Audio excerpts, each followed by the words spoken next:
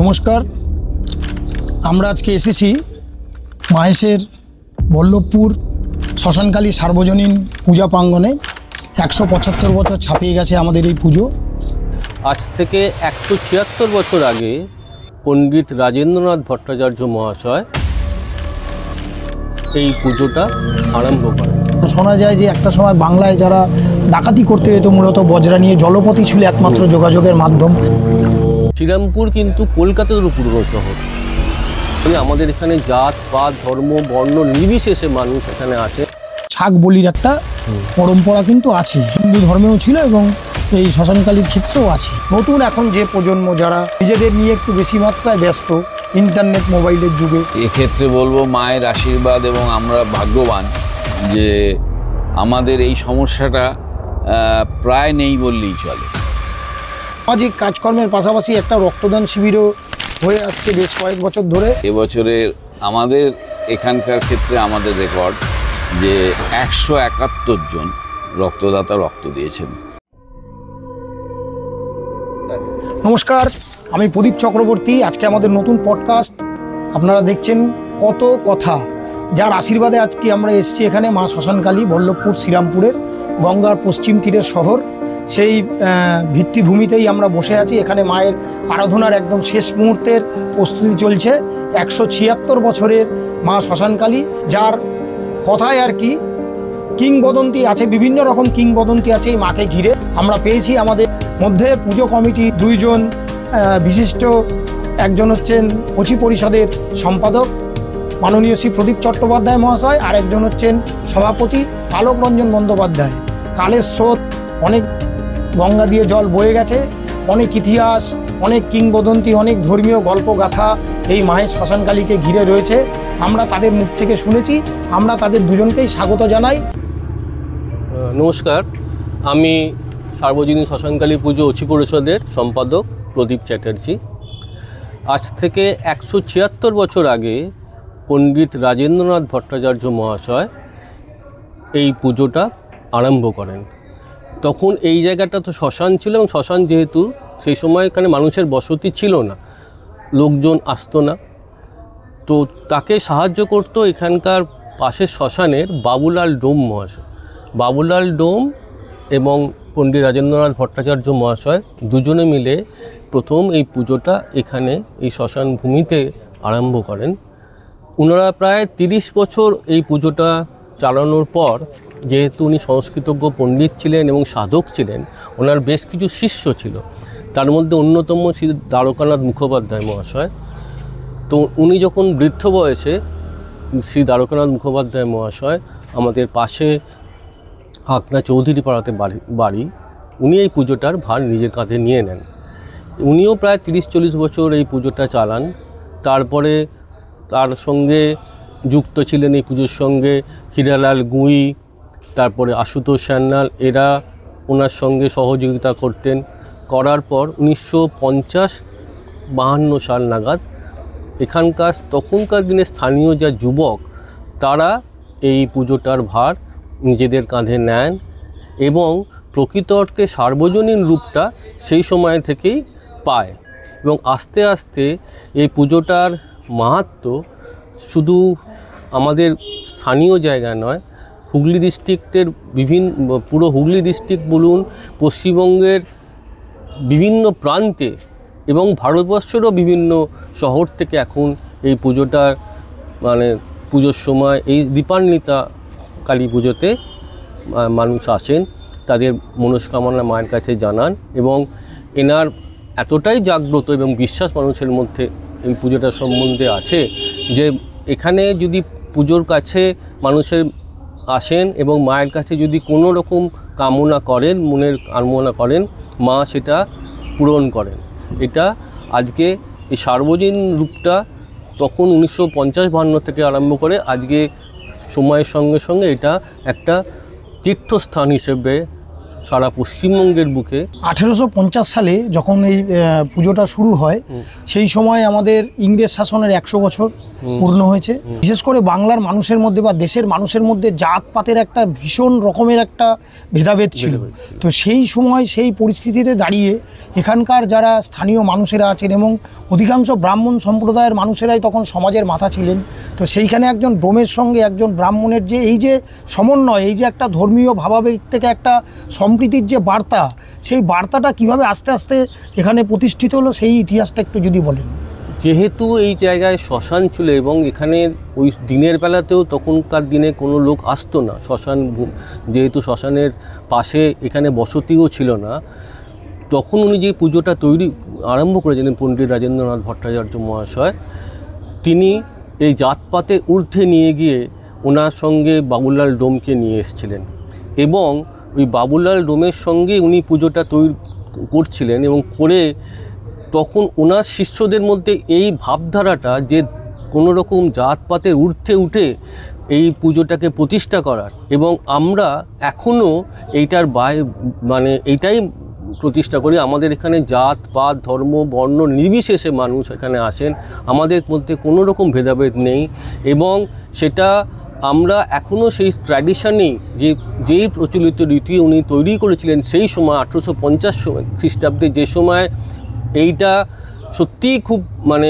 আশ্চর্য ব্যাপার ছিল যে মানে ওই সময় তো মানুষের মধ্যে এইসব জাতপাত ধর্ম এসবগুলো ছিল, কিন্তু উনি নিজেকে সেই সবের ঊর্ধ্বে নিয়ে গিয়ে পুজোটাকে তার মধ্যে এই শ্মশানের ডোম যাকে বললাম তাকে নিয়ে পুজো করেছেন এবং সেটাকে এমন একটা পর্যায়ে এখন মানে এই সময়তেই নিয়ে গেছিলেন, যার ফলে মানুষের মধ্যে এইটার প্রতি বিশ্বাস আস্থা আস্তে আস্তে বাড়তেই থেকেছে এবং আজকেও সে ধর্ম বর্ণ নির্বিশেষে মানে সারা পশ্চিমবঙ্গে বিভিন্ন প্রান্ত থেকে মানুষ আসেন এখানে এসে মায়ের কাছে নিজের মনোবাঞ্ছা জানান এবং তারা এসে নিজেদের মনস্কামনা পায়ের মাহাত্ম্য আছে বলেই আসে। তীর্থক্ষেত্র আজকে এই জন্যই দাঁড়িয়েছে আমাদের শ্মশানকালী, আজকে মহিরুতে পরিণত হয়েছে। গঙ্গার পশ্চিম তীরের শহর শ্রীরামপুর, সঙ্গেই পাশে রয়েছে গঙ্গা বয়ে গেছে, উল্টো দিকে আপনার ব্যারাকপুর।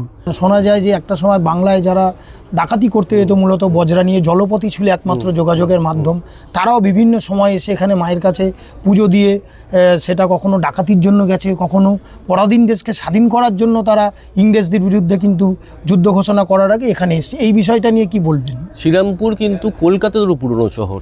শ্রীরামপুরের ইতিহাস যদি জানা যায়, শ্রীরামপুর যখন কলকাতায় তৈরি হয়নি, তার আগে শ্রীরামপুর শহর আরম্ভ, মানে সে সময় এখানে দিনেমাতদের যুগ ছিল। পরবর্তীকালে ব্রিটিশরা দিনেমাতদের থেকে নিয়ে নেন এই মৌজাটা। তো সেই সময় ওই অবস্থাতেও ওরা যে পুজো আচ্ছা করতেন, ওই সময় হয়তো মানে যেহেতু উনি ধর্ম বর্ণ নির্বিশেষে এখানে মানুষের কাছে ডাকাত আসছে কি এমনি ভালো মানে মানুষ আসছে, তিনি তো সেসব বিচার করতেন না কোনো সময়। সে সময় হয়তো ডাকাতরাও এসে তার কাছে এসে মায়ের কাছে এসে মায়ের পায়ে অঞ্জলি দিয়েই ডাকাতি করতে তাদের উদ্দেশ্য বেরিয়েছে। কিন্তু এই সময় উনি এই যে পুজোটা প্রতিষ্ঠা করেছিলেন, সেটা ওই সময় থেকে আস্তে আস্তে মানুষের কাছে এর মাহাত্ম্যটা মানে প্রচার হতে আরম্ভ করে। সার্বজনীন রূপ হয়তো 1950-52 সালে পেয়েছে, কিন্তু তখন থেকেই এই পুজোটার মাহাত্ম্য কিন্তু আস্তে আস্তে মানুষের কাছে আসতে আরম্ভ করে এবং দীপান্বিতা অবশ্যই ওই সময়তেও প্রচুর মানুষ আসতেন। আমরা শুনেছি যারা ওই সময় কালী পুজো, যেহেতু এখানে বসতি ছিল না, দূর দূরান্ত থেকে মানুষ এসে এখানে এসে পুজো মায়ের কাছে অঞ্জলি নিজেদের দিতেন। প্রাথমিকভাবে তো শ্মশানের মধ্যে খোলা জায়গাতেই পুজো হতো, পরবর্তীকালে এই পাকা মায়ের যে মন্দির এবং নিত্য পুজো, এই নিত্য মন্দিরটা কবে স্থাপন হয় বা কাদের হাত দিয়ে হয়েছিল? এটা অ্যাকচুয়ালি এই জায়গাটা আমরা যেখানে বসে আছি সেখানে আগে খোলা জায়গা ছিল এবং ছটা করে শিব মন্দির ছিল। এইদিকে 6টা ছিল, পাশে মায়ের বেদির ওই দিকে 6টা ছিল। তো কালের নিয়মে সে শিব মন্দির আজকে নেই। সেই সময় যে শিব মন্দিরগুলো ছিল সেসব ভেঙে গেছে, ভেঙে গিয়ে এখন মাঠে পরিণত হয়েছে এবং আস্তে আস্তে আমাদের মাটির বেদি ছিল ওই সময়।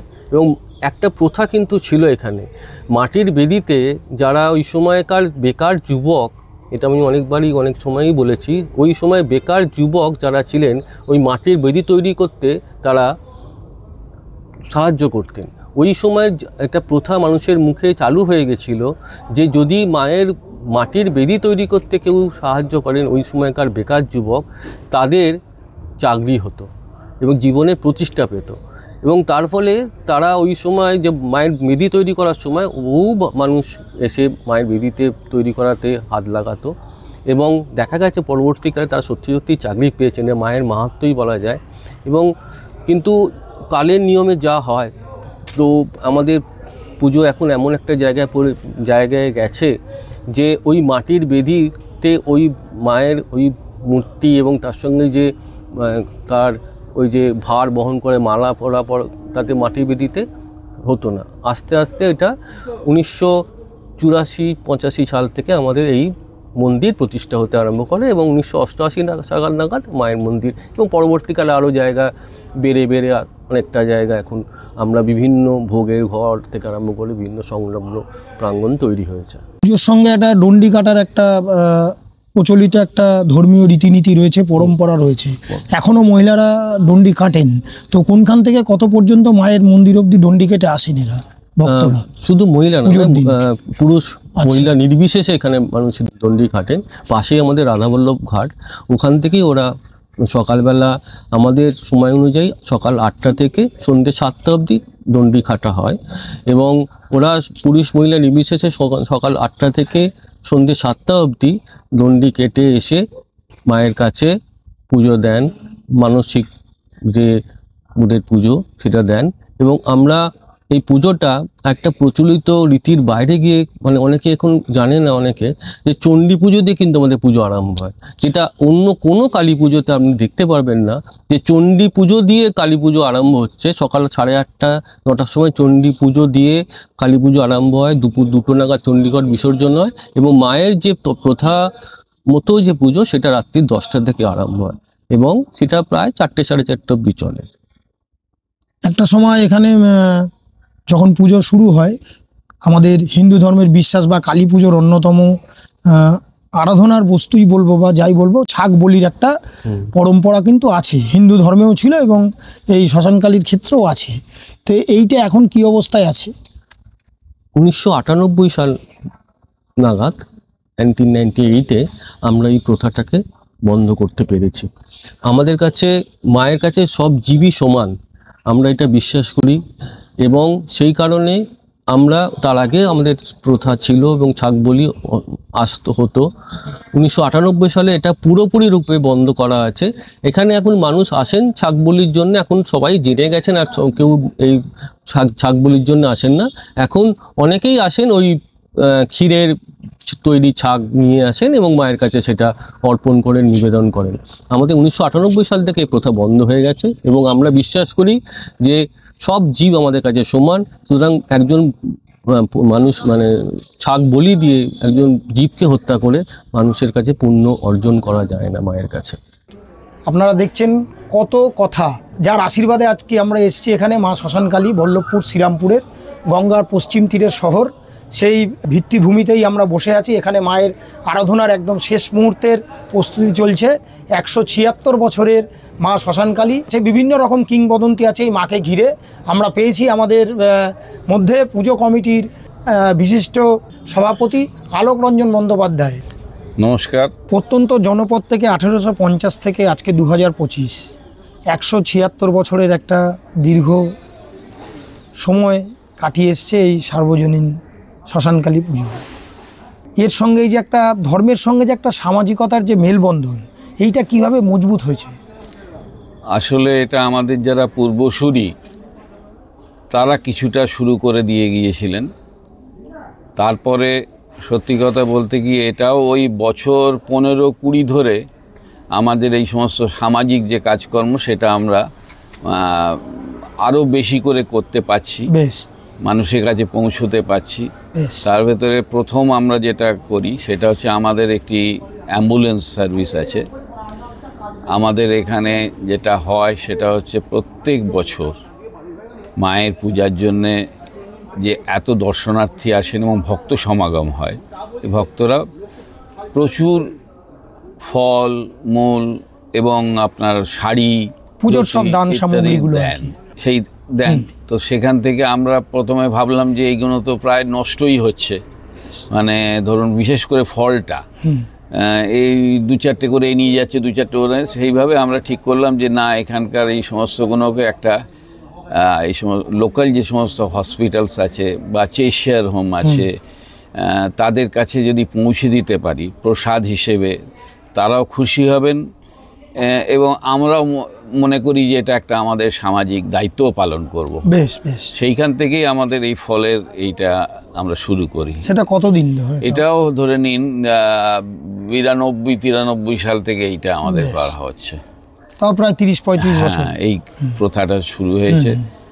এর মধ্যে যেটা আরও আছে সেটা হচ্ছে ওই আমাদের শাড়ি যে সমস্ত পড়ে, সেটারও ধরুন সংখ্যাটা তো আর নির্দিষ্ট থাকে না, কিন্তু ওই ধরুন 1300, 1400, 1500 শাড়ি এখানে পরে, এবং সারা বছরও যারা এখানে পুজো দিতে আসেন তারাও এই শাড়ি দেন। তো সেইখানে আমরা সেগুলোকে বিভিন্ন সামাজিক যে আছে সংস্থা আছে তার ভেতর দিয়ে আমরা এটাকে যারা পিছিয়ে পড়া মানুষ আছেন সমাজে তাদের কাছে পৌঁছে দেওয়ার চেষ্টা করি।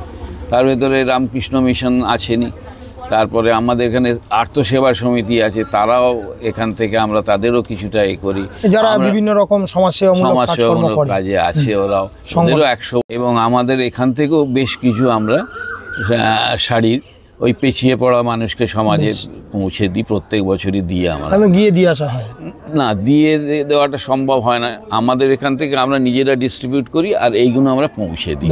যেমন আটপুরে আমরা দিয়ে আসি কোনো বছর, কোনো বছর আমরা হয়তো মানে অন্যান্য যে সমস্ত রামকৃষ্ণ মিশন আছে, বেলুর মঠে এটা তো অবশ্যই যায়, যেমন গতকালই বেলুর মঠে আমরা 100 শাড়ি পাঠিয়ে দিয়েছি। পুজো শুরুর আগেই সব ভক্তরা এখানে মোটামুটি শাড়ি কাপড় ইত্যাদি দেয় এবং সারা বছর যেটা দেয় সেটাই আর কি পুজো শুরুর দিনই সবাইকে আর কি আমরা মহারাজের থ্রু দিয়ে সেটা পাঠিয়ে দিয়েছি গতকালই।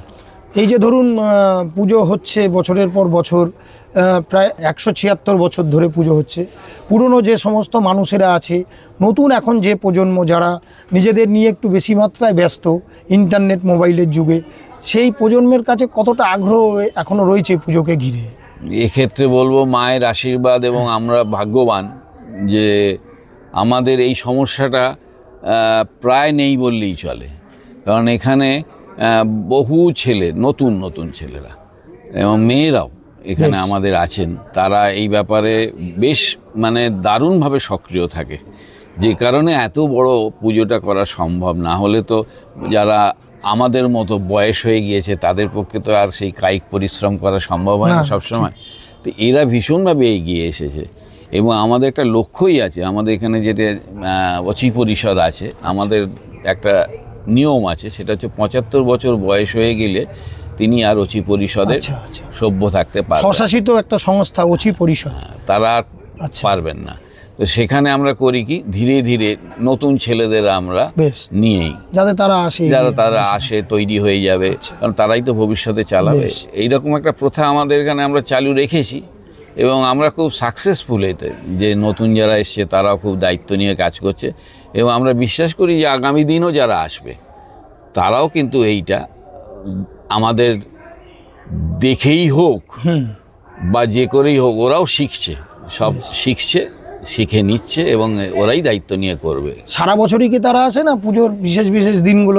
সারা বছরই ওরা আসে, বিশেষ করে অমাবস্যা পূজা আমাদের এখানে প্রত্যেকটা অমাবস্যা খুব ভালোভাবেই করা হয়, বেশ বড় করে, সেইগুলো তো ওরা বিশেষভাবে সহযোগিতা করেই। বিষয়টা হচ্ছে যে সামাজিক কাজকর্মের পাশাপাশি একটা রক্তদান শিবিরও হয়ে আসছে বেশ কয়েক বছর ধরে। এবছরেও আমাদের সেই রক্তদানের করেছি আমরা। এবছরে আমাদের এখানকার ক্ষেত্রে আমাদের রেকর্ড যে 171 জন রক্তদাতা রক্ত দিয়েছেন, যা গতবার ছিল 100 জন। সুতরাং ধরুন এদেরই যারা ছোট ছেলে আছে তাদের চেষ্টায় এইটা কিন্তু বেশ ভালোভাবে বাড়ছে। 62 সেখান থেকে 100, সেখান থেকে আজকে 171। খুবই ভালো একটা আর কি একেবারে পদক্ষেপের দিকেই যাচ্ছে আর কি। এবং থ্যালাসেমিয়া আক্রান্ত শিশুদের সারা বছরই প্রায় রক্ত লাগে, সেই দিক থেকে দেখতে গেলে এই রক্তদান শিবিরে যত পরিমাণ বেশি সংখ্যক স্বেচ্ছায় রক্তদাতা আসবেন, তাতেই আমাদের বোধহয় রক্তদান আন্দোলনের যে বার্তাটা আমরা যেটা লড়াইটা চলছে আর কি, সেইটা আরও মজবুত হবে। নিশ্চয়ই। আমরা এবছরে যেহেতু এই রক্তদাতার সংখ্যা বেশি, এটা আমরা আশাই করেছিলাম, যেভাবে আমাদের প্রস্তুতি ছিল, সেই কারণে আমরা শ্রীরামপুরের স্বেচ্ছা রক্তদাতা সংগঠনকে আমরা নিয়ে চলি। এবার এসেছিলেন সাগর দত্ত মেডিকেল কলেজ এবং শ্রমজীবী হাসপাতাল, সরকারি এবং বেসরকারি দুটোই ওরা নিয়েছেন। শ্রমজীবী সেপারেটার আছে, শ্রমজীবী সেপারেটর আছে, সেইটা মাথায় রেখেই আমরা এটা করেছি। বলছি নতুন প্রজন্মের ছেলেমেয়েরা কি রক্তদাতা হিসেবে এখানে অংশ নিয়েছিল? তারাই তো বেশি অংশগ্রহণ করে। মেয়েরাও, অনেক মেয়েরাও এগিয়ে এসে রক্ত দেয় এখানে প্রচুর, এবং তাদের এক একজনে এমন আগ্রহ থাকে যে আমাদের টাকে করে দেবেন, মানে এতটাই আগ্রহ নিয়ে তারা এখানে। এটা তার মানে ধর্মের ভিত্তিতে পুজোটা শুরু হলেও আস্তে আস্তে সেটা সামাজিক এবং মানবিকতার সঙ্গে একই রকমই পুরো জড়িয়ে গেছে, এবং যত দিন যাচ্ছে। এবং আপনাদের বলি, আমাদের একটা পরিকল্পনার কথা, সেটা হচ্ছে কিছুটা আমরা এগিয়েছি। সেটা হচ্ছে আমরা এখানে একটা বৃদ্ধাশ্রম করার চেষ্টা করছি। কাছাকাছি আমরা একটা বাড়িও পেয়েছি, মানে কিনেছি, খুব ভালো, দান নয়, সত্যি কথা বলতে তিনি একটু অল্প মূল্যেই দিয়েছেন আমাদের। সেটা আমরা অলরেডি ক্রয় করে ফেলেছি, রেজিস্ট্রি হয়ে গিয়েছে, সমস্ত কিছু হয়েছে। পুজো মিটলে আমরা ওই কাজটা শুরু করব। ওখানে কি আবাসিকরা থাকতে পারবেন ন্যূনতম খরচ দিয়ে? আমরা চেষ্টা করব যে যাকে বলে আজকালকার দিনে নো প্রফিট নো লস, সেই রকম যদি একটা ব্যবস্থা করা যায়, সেটা নিয়ে হয়তো একটু সময় লাগবে, কিন্তু আমরা পুজোর পরই শুরু করব। ওটা কি ওচি পরিষদের অধিনে থাকবে, পরিচালিত হবে? আচ্ছা আচ্ছা।